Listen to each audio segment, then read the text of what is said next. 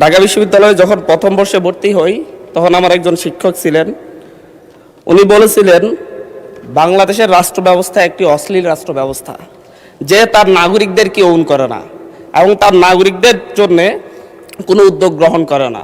উদ্যোগ গ্রহণ করার ক্ষেত্রে যারা দেশের অর্থনীতিতে ভূমিকা রাখে, যারা দেশের কল্যাণে ভূমিকা রাখে, যে যত বেশি ভূমিকা রাখে তাকে তত বেশি ডিজোন করে। সেই জায়গা থেকে তার কথার সত্যতা অনুযায়ী এই যে আমাদের মধ্যে বাংলাদেশে প্রবাসীদেরকে সবচাইতে বেশি ডিজোন করা হয়ে থাকে। প্রবাসীদের প্রত্যেকটা পদে পদে যে জটিলতার শিকার হতে হয়, যে দুর্নীতিগ্রস্ত প্রশাসনিক ব্যবস্থার কারণে তাদেরকে যে সকল সমস্যায় পতিত হয়, কিন্তু আমরা বারবার বক্তব্যে বলি, কথাই বলি এবং নির্বাচন আসলে আমরা যারা রাজনীতিবিদরা আছি তারা মঞ্চে ভাষণ দিয়ে বলি যে প্রবাসীদেরকে প্রাধান্য দেওয়া হবে, তাদের নিরাপত্তা নিশ্চিত করা হবে। কিন্তু যুগের পর যুগ গিয়েছে, দিনের পর দিন গিয়েছে, প্রতিনিয়তই প্রবাসীরা এখনও এয়ারপোর্টে নিগৃহীত হচ্ছে। প্রতিদিনই কোনো না কোনো নিউজ পাওয়া যায় প্রবাসীদের ব্যাগ কেটে সর্বস্ব লুট করা হচ্ছে। আমরা দেখছি যখন তাদেরকে বাংলাদেশের ভিসা জটিলতা বাংলাদেশের সবচাইতে বড় সমস্যা, বিভিন্ন নামে বেনামে রিক্রুটিং এজেন্সি খুলে প্রশাসনের নাকের ডগায় তারা মানুষকে নিঃস্ব করে দিচ্ছে বিদেশে নেওয়ার নাম করে। কিন্তু কতজনের বিরুদ্ধে ব্যবস্থা নেওয়া হচ্ছে এই ধরনের কোনো স্ট্যাটিস্টিক্স সরকারের কাছে আছে কিনা মাননীয় স্পিকার আমার ধারণাই নেই। মাননীয় স্পিকার, আমরা পল্টন, মতিঝিল কিংবা প্রক্রিয়াপুলে দাঁড়ালেই দেখি প্রত্যেকটা বিল্ডিংয়ে মনে হয় 3-4টা করে রিক্রুটিং এজেন্সি, এবং সেই রিক্রুটিং এজেন্সির নিচে আমরা প্রায়শই মানুষের চোখের কান্না দেখতে পাই। কিন্তু সেই সকল রিক্রুটিং এজেন্সি কোনোটা, অধিকাংশ রিক্রুটিং এজেন্সি লাইসেন্সবিহীন, কিন্তু তাদের অফিস বন্ধ হয়েছে আমরা খুব কমই দেখতে পেয়েছি। মাননীয় স্পিকার, প্রবাসীদের বিদেশে নেওয়ার নামে আমি গতকালকেও বলেছি, ভুয়া কোম্পানি খুলে তাদের কাছ থেকে চাহিদাপত্র এনে দেশের শ্রমিকদেরকে নিয়ে তারা জায়গা জমি বিক্রি করে বিদেশে যায়, তাদেরকে সেখানে নিঃস্ব অবস্থায় রাস্তায় ফেলে দেওয়া হয়, না খেয়ে রাস্তায় মারা যাওয়ার রেকর্ড পর্যন্ত হয়েছে।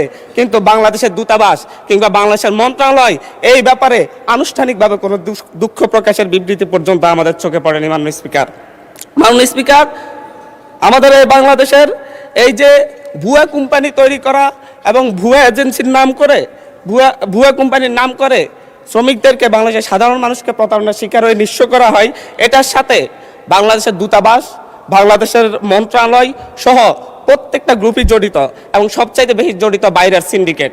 4-5 জনের সিন্ডিকেট পুরো প্রবাসীদের এই এজেন্সিগুলোকে নিয়ন্ত্রণ করে।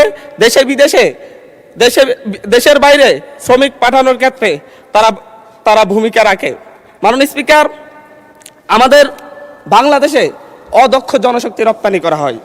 বাংলাদেশে আমরা স্ট্যাটিস্টিক্স অনুযায়ী দেখলে ভারত যেখানে 70% দক্ষ জনশক্তি রপ্তানি করে, যেখানে পাকিস্তান 50% দক্ষ জনশক্তি রপ্তানি করে, যেখানে শ্রীলঙ্কা 60% দক্ষ জনশক্তি রপ্তানি করে, বাংলাদেশ সেই ক্ষেত্রে 20% দক্ষ জনশক্তি রপ্তানি করে।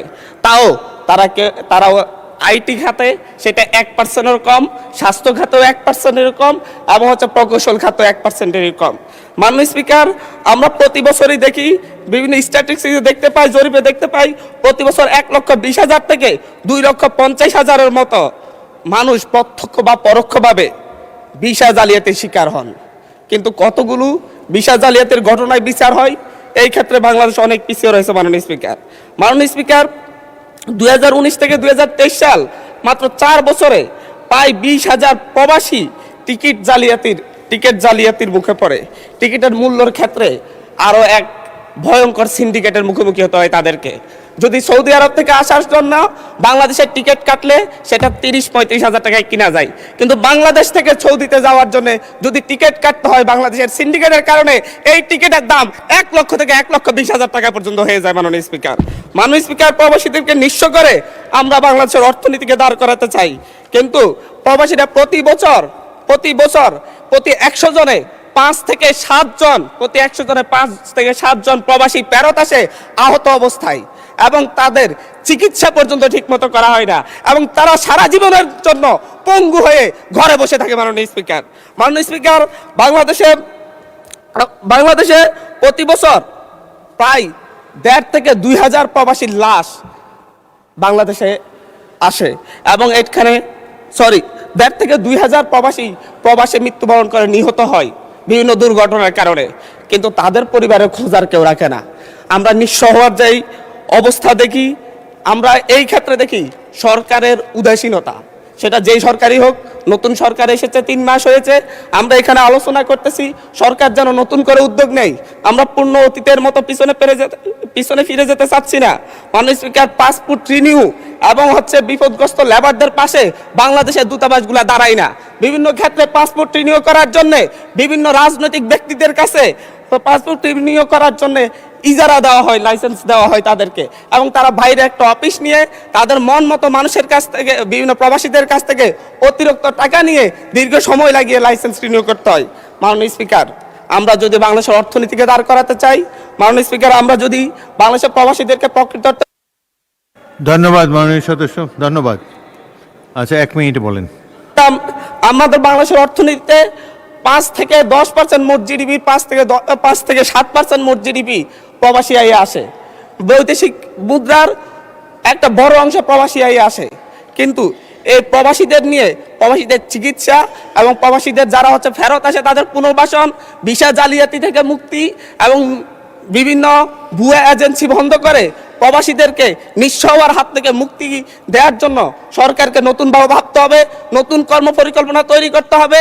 এবং এই সংসদে দাঁড়িয়ে আমি বলবো, একটা সংসদীয় কমিটি করে কিভাবে ভবিষ্যতে প্রবাসীরা যাতে এই ধরনের হয়রানির শিকার না হয়, প্রতারণার শিকার না হয়, এবং তাদের চিকিৎসা কিভাবে নিশ্চিত করা যায়, বিদেশ থেকে ফেরত আসলে আহত হয়ে কিংবা কেউ যদি নিহত হয়ে ফেরত আসে তাদের পরিবারকে কিভাবে পুনর্বাসন করা যায়, সেই ব্যাপারে একটা কর্মপরিকল্পনা তৈরি করার জন্য এই সংসদে একটি সংসদীয় কমিটি গঠনের আহ্বান জানাচ্ছি। মাননীয় স্পিকার, ধন্যবাদ।